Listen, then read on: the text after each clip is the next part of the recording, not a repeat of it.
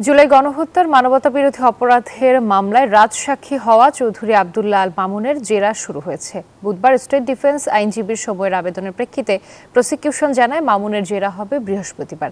এরই মধ্যে তাকে ট্রাইব্যুনালে হাজির করা হয়েছে। মঙ্গলবার রাজসাক্ষী চৌধুরী আব্দুল্লাহ আল মামুন ট্রাইব্যুনালে আসামিদের বিরুদ্ধে সাক্ষ্য দেন, তুলে ধরেন জুলাই হত্যার নেপথ্যে শেখ হাসিনা সহ আওয়ামী লীগের প্রভাবশালী নেতা, মন্ত্রী ও পুলিশের ভূমিকা, আন্দোলন দমনে মারণাস্ত্র ব্যবহার, হেলিকপ্টার থেকে গুলি ও ব্লক রেডের সিদ্ধান্ত হয় রাজনৈতিকভাবে।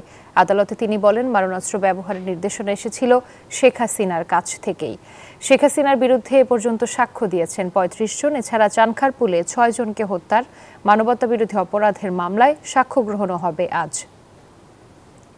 জেরা করা শুরু হয় এবং আপনি জানেন যে গত মঙ্গলবার কিন্তু তিনি এই ট্রাইব্যুনালেই তিনি শেখ হাসিনা সহ আসামিদের বিরুদ্ধে সাক্ষ্য দেন। সেই সাক্ষ্যে তিনি জুলাই গণহত্যার সরাসরি নির্দেশদাতা হিসেবে শেখ হাসিনা সহ তার যে মন্ত্রিসভা রয়েছে, স্বরাষ্ট্রমন্ত্রী আসাদুজ্জামান খান কামাল, আইনমন্ত্রী আনিসুল হক, উপদেষ্টা সালমান এফ রহমান সহ ঢাকা দক্ষিণের মেয়র তাপস বেশ কয়েকজন আসামির নাম বলছেন যে তাদের প্রত্যক্ষ নির্দেশে এই গণহত্যাটি চলে। আজকে চলছে স্টেট ডিফেন্স জেরা করছে তাকে।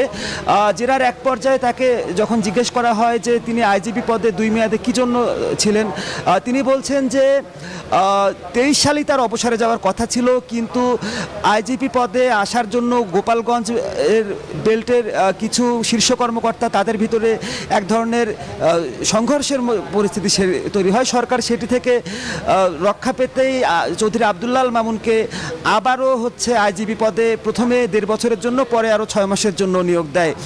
এবং আইজিপি মামুন বলছেন যে মূলত 14 সালের পরেই পুলিশের মধ্যে ডিসিপ্লিন যে জিনিসটি সেটি ভেঙে পড়ে এবং গোপালগঞ্জ কেন্দ্রিক যারা পুলিশ সদস্য ছিলেন তারা শক্তিশালী হয়ে ওঠেন, তারা নিয়ন্ত্রণ করা শুরু করেন এবং সেই ক্ষেত্রে সিনিয়রদের পক্ষে কঠিন হয়ে যায় জুনিয়রদেরকে নিয়ন্ত্রণ করা। এবং তার প্রেক্ষিতে যে অবস্থাটি সৃষ্টি হয় যে পুলিশের অনেক নিচু শ্রেণীর কর্মকর্তা, তারা মন্ত্রী এমনকি প্রধানমন্ত্রীর দরবার পর্যন্ত পৌঁছে যান। এই ধরনের কথা তিনি বলেছেন এবং বলেছেন যে জুলাই আন্দোলন জুড়ে যে গণহত্যা চলেছে সেখানে তার আসলে কিছুই করার ছিল না। তিনি নির্বাক দর্শকের ভূমিকা পালন করেছেন এবং শেখ হাসিনার অধীনস্থ যেসব প্রভাবশালী কর্মকর্তারা ছিলেন তারাই এই ঘটনার নেতৃত্ব দিয়েছেন। তিনি ডিবি হারুন এবং মনিরুল ইসলাম সহ বেশ কয়েকজন প্রভাবশালী পুলিশ কর্মকর্তার কথা বলছেন। এই ছিল এখনকার মতো ট্রাইব্যুনালের যে খবর। রুবা, মাহমুদ, আপনাকে ধন্যবাদ।